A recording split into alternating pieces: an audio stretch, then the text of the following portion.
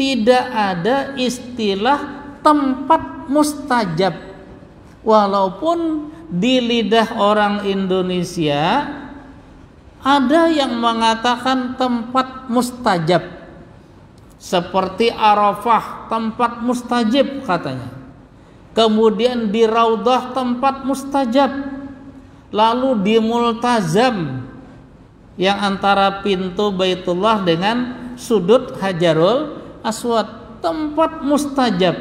Ternyata itu semua salah paham, karena yang ada tuntunan dari Nabi seperti Multazam itu, Nabi tidak pernah menyebut Multazam, itu istilah orang-orang di sana. Nabi sesudah selesai tawaf, yang selesai tawaf itu adalah di sudut Hajarul Aswad. Begitu melewati sudut Hajarul Aswad, selesai tawaf. Dan tawaf itu oleh Nabi disebut sama dengan salat. Cuma bedanya, kalau salat biasa tidak boleh bercakap-cakap dengan bahasa manusia, sedangkan tawaf boleh bercakap-cakap dengan bahasa dan urusan manusia. Karena itu pernah ulun mendengar orang sedang tawaf berdua, yang dibicarakan sepanjang tawaf itu utang. Ya enggak apa-apa, karena dibolehkan oleh Nabi. Karena tawaf itu sama dengan salat, maka begitu selesai tawaf Nabi berdoa. Dan karena selesainya tadi sesudah melewati Hajarul Aswad, berarti Nabi berhentinya untuk berdoa di antara pintu Baitullah dengan sudut Hajarul Aswad. Nabi berdoa di situ, tetapi Nabi tidak menyebut itu tempat. Yang dilakukan Nabi waktu sesudah tawaf. Karena itu tuntunannya sesudah tawaf orang hendaknya berdoa. Arafah, sebenarnya namanya Arafah itu tempat. Dan kalau bukan di musim haji, di sana ada apa-apa.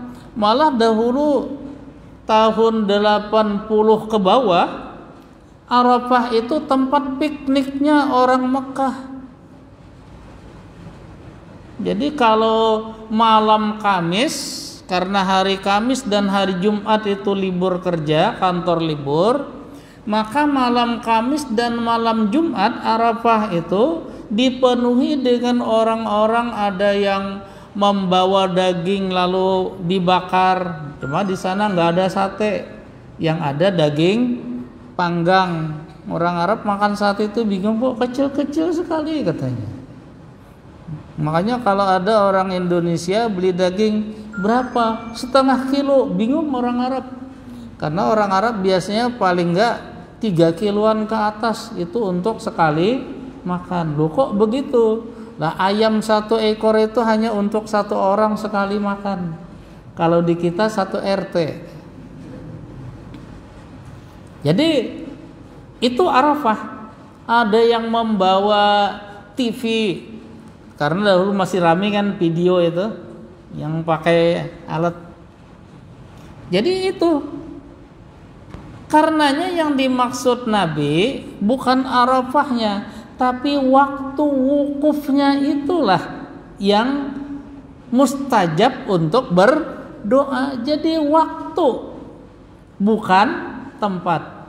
Karena wukufnya di Arafah, dan yang mustajab itu selama wukuf di Arafah, lalu orang salah paham dikira tempatnya yang mustajab, padahal tempatnya biasa-biasa saja. Yang disebut Nabi mustajab waktu wukufnya.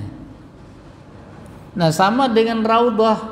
Kenapa jadi terkenal itu tempat mustajab?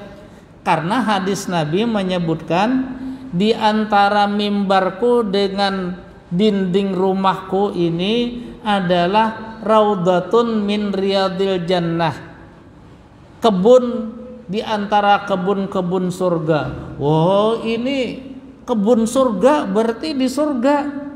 Lalu ada yang memahami kalau di surga itu berarti tempat mustajab, padahal tidak ada petunjuknya. Sama dengan orang berdoa di Hijr Ismail, karena memahami lah ini kan dalam Baitullah, lalu pikirannya macam-macam. Ketika dalam Baitullah, wah ini tempat hebat, rumahnya Allah, berdoa saja di rumah Allah begitu. Padahal Masjid Al-Muhajirin ini juga rumahnya Allah.